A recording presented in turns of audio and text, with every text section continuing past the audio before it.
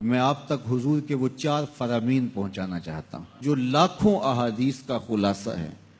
پہلی حدیث، اعمال کا دار و مدار نیتوں پہ ہے۔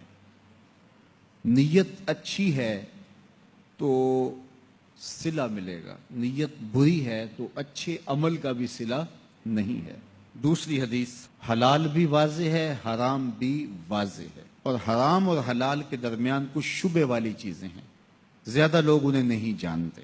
جس نے اپنے آپ کو شبہ والی چیزوں سے بچا لیا، اس نے اپنا دین بھی بچا لیا، اپنی عزت بھی بچا لی، اور جو شبہ والی چیزوں میں پڑ گیا گویا وہ حرام چیزوں میں پڑ گیا۔ تیسری بات، حضور نے ارشاد فرمایا کسی شخص کے اسلام کا حسن یہ ہے کہ وہ ہر بے مقصد کام کو چھوڑ دے۔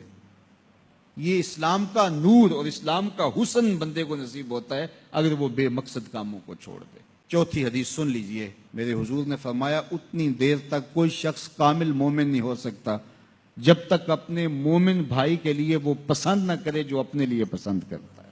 میں اور آپ اپنے لیے جو پسند کرتے ہیں ہمیں اچھی طرح پتہ ہے، اپنے بھائیوں کے لیے، اپنے عزیزوں کے لیے، اپنے دوستوں کے لیے، اہل ایمان کے لیے بھی وہی پسند کریں۔ خیریت، عافیت، دولت، عزت، آبرو، یہ ہم پسند کرتے ہیں اپنے لیے، اور ہم یہ سب جو ہے وہ اپنے عزیزوں کے لیے، اپنے بھائیوں کے لیے بھی پسند کریں، اہل ایمان کے لیے بھی پسند کریں۔ اللہ سب کو آبرو دے، کسی کی عزت پہ حرف نہ آنے پائے، کسی کو دھوکہ نہ ہو، کسی کو فراڈ نہ ہو۔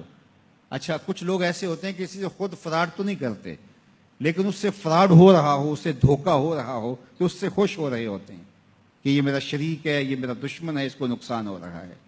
تو فرمایا کوئی بندہ اتنی دیر تک کامل مومن ہی نہیں ہو سکتا جب تک وہ پسند نہ کرے اپنے بھائی کے لیے جو اپنے لیے پسند کرتا ہے، اور یہ اگر کیفیت نصیب ہو جائے تو پھر ایمان کی حلاوت اور ایمان کا نور نصیب ہوتا ہے۔